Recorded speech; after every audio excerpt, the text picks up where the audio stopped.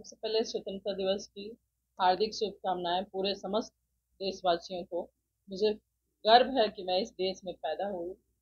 मैं आप सबको इस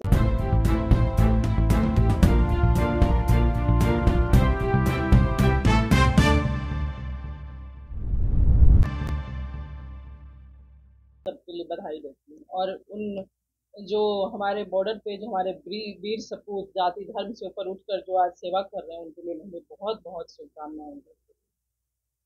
और आपके सवाल का मैं जवाब दे दूं कि सतीश कुमार, मैं उस 1994 की रैली का मैं गवाह हूँ। उन्होंने जो किया, एक्चुअली मैं उनको बचपन से देखती आ रही हूँ। बहुत कर्मठ नेता, जमीनी नेता, जो बिल्कुल जमीन से उठे हुए हैं। मैं बहुत छोटी सी देखती आ रही हूँ, इसी माहौल में रही हूँ उनके आगे पीछे दाएं बाएं। जब वो बहुत ही काफी मतलब उस रैली के उन्होंने जो मेहनत किया और जो उनको क्रेडिट जो श्रेय मिलना चाहिए, बस 2-3 दिन महीने के लिए उनको श्रेय मिला। उसके बाद से वो कहीं पीछे छिप गए। लक्ष्य समीकरण उन्होंने किया था, फिर रैली लक्ष्य यानी कोई भी पूर्वी को एक करने में भी उनका बड़ा योगदान रहा जी था। जी जी। उस तरह का उसके बाद अचानक सतीश कुमार का नाम ही गायब हो गया। ये क्या कारण रहा कि वो अब है नहीं पॉलिटिकल में, कहीं उनका नाम नहीं लिया जाता? नहीं, नाम लिया जाता है, ऐसी बात नहीं है, अभी भी नाम लेते हैं लोग। अभी भी फरवरी जब आया तो देखिए काफी 1994 की काफी जिक्र हुई उस रैली की, क्योंकि उस रैली के कारण ही शायद आज हमारे जो नीतीश माननीय मुख्यमंत्री जी हैं, कुछ तो क्रेडिट जरूर है पापा का कि उनके वजह से वो आज इस पद पर काबिज हैं। और खास के एक जाति विशेष के वो नेता बने। ऐसे तो वो थे, बड़े लीडर थे, इसमें कोई डाउट नहीं है, लेकिन इनका बहुत बड़ा श्रेय है। और मुझे लगता है कि इन जैसे नेताओं को इतना पीछे नहीं ढकेलना चाहिए था। कुछ इनका राजनीतिक संबंध थोड़ा खराब था, हालांकि पर्सनल इनके रिलेशंस काफी अच्छे थे, मैंने देखा है बचपन से ही। क्या अभी और नीतीश कुमार मिलने के लिए सतीश कुमार जी से जाते हैं, कभी ऐसा हुआ?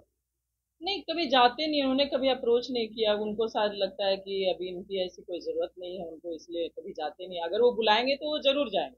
आपको क्या लगता है जातिगत राजनीति क्या बिहार के परिप्रेक्ष्य में सही है? नहीं, सही नहीं है, बट मुझे लगता है कि बिहार से ये जातिगत राजनीति जो है अगले 50 साल तक नहीं जाने वाली है। क्योंकि मुझे लगता है ऐसा है कि राजनेता लोग ही नहीं चाहती कि जाति चला जाए, जाति समाज ये सब। अगर जातिगत ही रहेगा तो फिर ये बिहार इसीलिए तो आगे नहीं बढ़ पाते हैं ना हम लोग, क्योंकि ये जातिगत ही रह जाता है कि हमेशा। अब ये है कुर्मी है तो स्पेशली कुर्मी का लीडर है, अगर कोयरी है तो कोयरी का स्पेशल लीडर है। बस लीडर सबके लिए होते हैं, कोई जाति विशेष का लीडर नहीं होना चाहिए। मेरी समझ से ये जातिगत सही नहीं। लेकिन आपके बट पापा पे तो टैग लगा कि एक जातिगत नेता है। नहीं, ऐसे नहीं, वो पिछड़ा अति पिछड़ा सबके लीडर थे, मैंने देखा। ऐसे नहीं कि वो कुर्मी समाज अगर के लिए उन्होंने पिछड़ा बहुत कुछ पिछड़ा किया। की बात करें तो जिसको आप लोग अगली कहते हैं फॉरवर्ड समाज को कहा जाए, क्या वो उनके नेता नहीं बन सकते? नहीं, बिल्कुल बन सकते हैं उनकी। तो मुझे तो ऐसा लगता है कि बहुत सारे ऐसे फॉरवर्ड, जो उनके जितने भी फ्रेंड है, मैं सुनती हूँ कि सब लोग फॉरवर्ड हैं। तो ऐसा नहीं है कि छोटे छोटे उसमें जो लीडर थे हमारे पापा के साथ इर्द गिर्द सब फॉरवर्ड नहीं थे। तो पापा ने मुझे, मैंने जो देखा है कि हर समय हर वक्त वो सबको लेके चलते थे।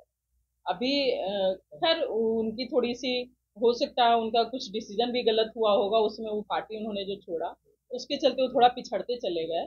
तो मुझे लगता है कि इनको भी एक बार कोशिश करनी चाहिए कि एक बार मिलें नीतीश कुमार जी से, और संबंध अच्छा बनाए, शायद मिलने से संबंध अच्छा बनता है। लता राज फाउंडेशन के बारे में बताया, आप एक समाजसेवी महिला भी हैं, तो जी आप किस जी। तरह से काम करते हैं, क्या पहले आप बताते हैं? लता राज फाउंडेशन, एक्चुअली मैं जिला परिषद का चुनाव लड़ी थी, उसमें मैंने जो गांव का दौरा किया, मैं बहुत कम जाती थी गांव वगैरह, तो उसमें मैं ऑलमोस्ट 15-20 साल के बाद गांव इतना घूमी थी। ऐसे थोड़े बहुत जाती थी, बट 15-20 साल के बाद मैं लगभग हर गांव हर घर में 6-6 बार घूमी। तो उस गांव की जो मैंने परिस्थिति देखी बच्चों की, कुछ कुछ ऐसे गांव थे जहाँ पे बच्चे बिल्कुल अनपढ़ थे। आप जाति विशेष की बात करते हैं, पासवान समाज के इतने बच्चे अनपढ़ हैं, मतलब पूरा गांव का गांव बच्चा अनपढ़ था। उसी समय मैंने सोचा था कि लता राज फाउंडेशन, मैं एक एनजीओ बनाऊंगी, उसका नाम मैंने ये रखा, और मैं बच्चों को भी पढ़ाती हूँ। जो बच्चे बिल्कुल समाज की धारा से कट गए हैं, उनको मैं समाज की धारा से जोड़ने के लिए उनको मैं पढ़ाती हूँ। उनको एक शिक्षा का ऐसा हथियार थमाती हूँ ताकि वो आगे चल के देश का भविष्य बदल सके। और महिलाओं को आत्मनिर्भर बनाती हूँ ताकि अपने बच्चों को पढ़ाने के लिए वो कमाए, किसी पे डिपेंडेंट नहीं रहे। तो इसी क्रम में जी, अभी तक हमारे साथ कम से कम 10 से 15 हजार महिलाएं जुड़ी हैं, जिसमें से ऑलमोस्ट हमने 5-6 हजार महिलाओं को सिखा दिया। और वो लोग अपना काम शुरू कर दिए। आप कभी जाएं क्षेत्र में, जहाँ जहाँ मैं काम करती हूँ, वहाँ जाके आप देखें, बात करें, तब आपको शायद समझ में आएगा। हम तो बोलेंगे तो उतना ज़्यादा आप लोग को समझ नहीं विस्तार आएगा। कहाँ कहाँ करते हैं अभी तो शेखोपुर सराय प्रखंड में बहुत सारा, कम से कम 20-25 चल रहा है हमारा। फिर नालंदा में हमने स्थामा विधानसभा में कम से कम 20 से 25 इंस्टीट्यूट चला रहा है। और बच्चों की भी कोचिंग सेंटर भी है, महिलाओं के लिए भी है। और अभी फिलहाल में युवाओं के लिए भी मैंने एक काम किया है कि रोड सुरक्षा प्राधिकरण के साथ हमने फ्री में हेलमेट वितरण किया है, ताकि जो बाइक एक्सीडेंट वगैरह होता है तो हेड इंजरी हो जाती है, तो डेथ हो जाती है, तो इसके लिए मैंने युवाओं को जागरूक किया थोड़ा, कि मैं वो बांट रही हूँ, उसको रखना नहीं, पहनना है। तो अभी इस क्रम में हम लोगों ने अभी कम से कम 50,000 हेलमेट का वितरण करना है।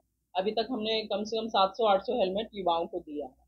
और भी बहुत सारे कंप्यूटर की शिक्षा, ये आपके गवर्नमेंट की तरफ से भी एक योजना है कि वो कंप्यूटर सिखाते हैं बच्चों को, सर्टिफिकेट वगैरह देते हैं। लेकिन कुछ चीज़ें ऐसी है ना कि वो सिर्फ कहानियां बन के रह जाती हैं, वो पूरी तरह से धरातल पे उतरती नहीं है। तो मैं हम लोग के साथ पास से ऐसा भी एक प्लान है कि निःशुल्क हम लोग कोचिंग, कंप्यूटर सेंटर भी लगाएंगे। वहाँ पे बच्चे सीखेंगे, लड़के लड़कियां, उसके बाद उनको ऑपरेटर वगैरह का जॉब अच्छी खासी मिल सकती बीते कुछ दिन पहले मैम आपकी संस्था से पूरा ने एक निःशुल्क कोचिंग प्राप्त की है, क्या कुछ हुआ था जिसकी वजह से वहाँ पे एक कोचिंग? है। हाँ, एक्चुअली 10 साल का एक बच्चा है जिसने 3 बच्चियों को बचाया। तो मुझे लगता है कि इतना बड़ा काम करने के लिए बहुत हिम्मत चाहिए, बहुत बहादुरी चाहिए, जिसने वो उस बच्चे ने ये दिखाया। तो मुझे लगा कि मुझे तो नहीं लगता, मैं आप लोग के चैनल के माध्यम से माननीय मुख्यमंत्री जी से भी आग्रह करती हूँ कि उस बच्चे के लिए एक अच्छा भविष्य और एक अच्छा शिक्षा की व्यवस्था करें। मैंने तो किया है कि उसका थोड़ा सा बेस स्ट्रांग हो जाए, कम से कम मजबूत हो जाए उसकी